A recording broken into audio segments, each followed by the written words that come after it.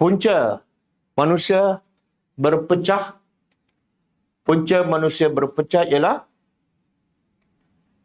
sebab tidak mengikuti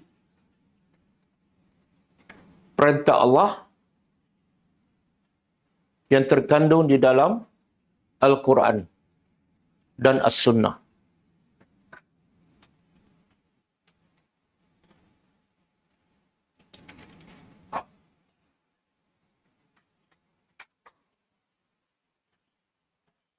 Yang kedua,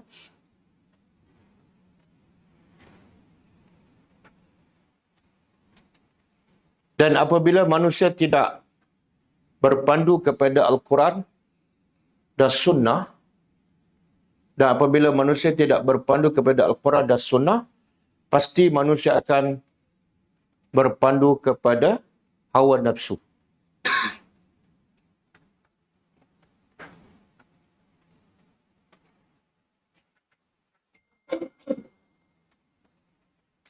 Dan akhirnya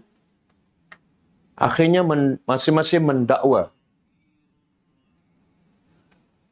kumpulannya sahaja yang betul.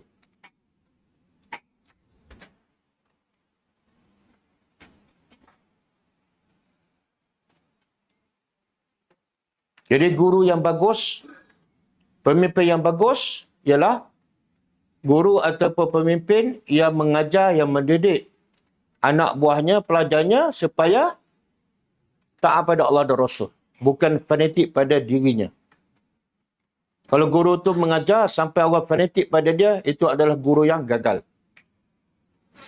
Guru yang gagal.